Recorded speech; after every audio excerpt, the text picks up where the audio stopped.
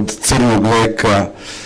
Opet probao bi da malo suzim, Albert, ako možeš da uzmemo u tim manjim okvirima ono što se dešavalo na ovoj teritoriji, dakle teritoriji Kosova, kakvi su ti odnosi bili?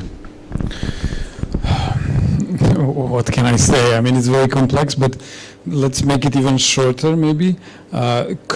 Currently, Albanians, or Albania, has no open issues with Serbia. So basically, just to play a bit with words. Currently, Kosovo and Serbia have disagreements, let's say. There are ongoing negotiations. But besides Yugoslavia, which happened, and there are attempts to eclipse or to make it disappear from this reality, one of its products, maybe direct products, it is also the state of independent Kosovo.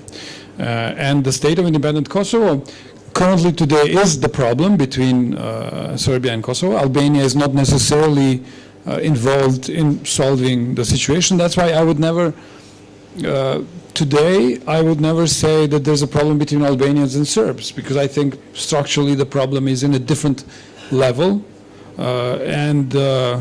Whereas what happened in this century or after the Second World War, I think it's, of course, very complex, but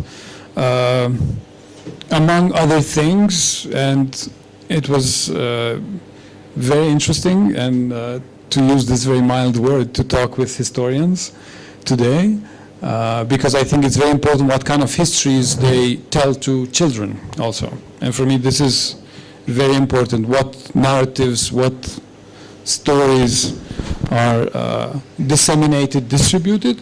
There were wars, there were crimes, there were atrocities, documented, undocumented, but there were also great times for many generations. So Nebojša maybe sounded a bit nostalgic. I don't agree with him that if you ask people in Pristina, many of them would say that they lived better in Yugoslavia. But this is also questionable. But for certain people, including myself, there were happy times, but there were also terrible times.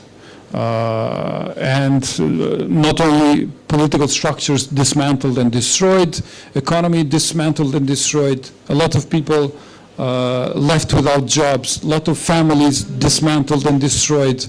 I'm not mentioning how many people were killed during this period of time. And some of us very often try to go over what happened, but there are people who are directly influenced by these policies and politics, and without recognizing really what was happening, what was going on, it's very hard to move forward and discuss possibilities for, let's say, again finding good opportunities where the positive capacity of these societies can build better opportunities and better life for their people. And this is the challenge, I think, presently. You know, how and can these ongoing present political establishments, are they able to produce such policies for their citizens or their subjects? Napravio si malo pre dobar uvod za moje sledeće pitanje, takođe ono za sve vas, ali da sada idemo u tebe. Kada si pregovorio o tome šta je to što ovdašnje škole prezentuju svojim učenicima, šta je to od istorije što se ovde uči i propagira, promoviše, kako god. Pa je tu moje sledeće pitanje, koliko Albanci ili koliko Srbi poznaju svoju istoriju i koje su to ključne tačke u udžbenicima koje se pominju u školstvu? Okay, so to go a bit back, so I think I can be wrong with exact years or dates, but in around 1989, 1990,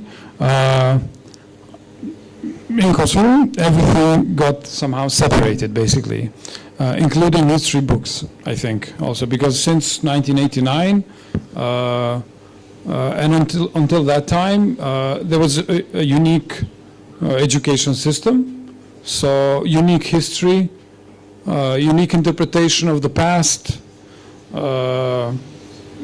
different languages also being used. Since 1989, since the dissolution of the autonomy of Kosovo, the Kosovo education system was pushed in the underground, basically. They call it parallel. I don't call it parallel, but in different conditions. But also immediate effects. You could not learn anymore Serbian. Serbs were also not learning anymore Albanian. But also parallel histories were channeled through, let's say, in this case, history books, I think.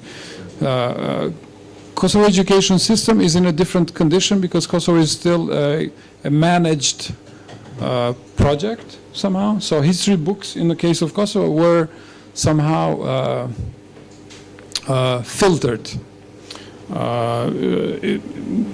mostly by European Union, because in Kosovo there are attempts to, let's say, normalize situations when you cannot use hate speech, hate language in books, history books, but of course I think there are still possibilities that you can place content in these books. I'm not sure what is the situation with the books that are used by Kosovo Serbs in Kosovo, so what kind of texts in relation to recent or more distant history are used, and I think that these conditions also produce effects which are problematic for any society because it's a very recent past. We more or less, it's very difficult not to agree in certain events, certain conditions. If you constructively discuss and you can identify current events. So I don't know what are the books. Of course, everyone should be concerned by infiltration in the education system of content which is not progressive, emancipatory, which doesn't promote tolerant social values, but I'm not sure what is the condition with other books, so I don't know. Koliko dobro poznaje istoriju prosječan Albanac? Pretpostavljam da si razgovarao sa mnogima i da... I'm part of them also in one way, so it is very much generational also. So my generation has some knowledge on events, let's say late 80s, 90s. We basically saw Yugoslavia being destroyed on television. So I don't need a history book to read about that so much, basically. So it was pretty open. The time of television gave us this possibility. So historians writing after look like something from the past, but they are still probably relevant because children read their texts. This is because for grown-ups it's not a problem anymore, you know. But children being exposed to content, this is where the problem, I think, lies today. It is, the narratives are constructed, of course, and they can be problematic, but also very often very shallow content is disseminated. So a lot of populism, a lot of conflicting informations. For instance, when we were analyzing this book today, trying to analyze parts of it, let's say, there are no serious attempts to publish a similar publication, I think, in neither Kosovo or Serbia, because nowadays, I mean, institutes for history are not really functioning as they used to function, so funds for research are not there so much. So I would doubt how much historians are able to research, to find information, and then what is disseminated to people is also very often problematic. Evo ti se dosta krećeš ovako, upoznaješ nove ljude, družiš se sa nekim starim i mladim ili tako. Vrlo često na medijima čujemo da Srbi ne poznaju dovoljno dobro svoju istoriju, uglavnom je to ona kafanska istorija, kako kažu. Iz tvojeg iskustva, šta ti možeš da nam kažeš o tome i opet ono potpitanje koje su to ključne tačke? Pa u svetlu ovoga šta je 20. vek i koji je hegemoni okvir, koji su se hegemoni okviri menjali, sad smo u hegemoni okviru restauracije kapitalističke, a kapitalističko društvo se odlikuje privatizacijom javnih resursa, pa između ostalog i privatizacijom znanja. Taj privatizator znanja sada živi u figuri eksperta. Kao eksperta je sve više, oni gomilaju, akumuliraju znanje, a javno nivo znanja je sve niži. To svako može da primeti, ne treba ja da vam kažem.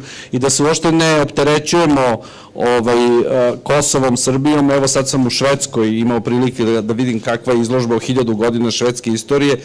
Dakle, mogu samo da respektujem odluku muzeja da dozvoli jedan takav kritički osvrt kakav se tamo desio, ali ukratko to je jedna vrsta deedukacije stanovništva, šireg stanovništva. Za elitu to je dobro.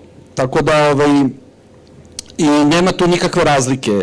Udžbenici istorije u svim kapitalističkim zemljama služe da verifikuju bezalternativnost kapitalističkog sistema proizvodnje i distribucije i oni to rade na manje ili više vešt način. Ja mogu da vam kažem da su ovi udžbenici koji se smatraju revizionističkim, jer su ih pisali istoričari koji se smatraju revizionističkim, recimo u njima možete naći da je prilikom skraćenja radnog dana, to jest ograničenja radnog dana na 12 časova u Engleskoj, da li je to kraj 18. ili 19. vek, nisam ni siguran, ali da je to ali da je to bilo pozitivno za tu decu koje su radila. To piše u udžbeniku istorije. Sada ako vi napišete da je to pozitivno što deca rade i što imaju malo kraće radno vreme, inače ta deca su i umirala na tim radnim mestima i to je široko poznata stvar i tako dalje, onda naravno posle sve što pišete i kako tu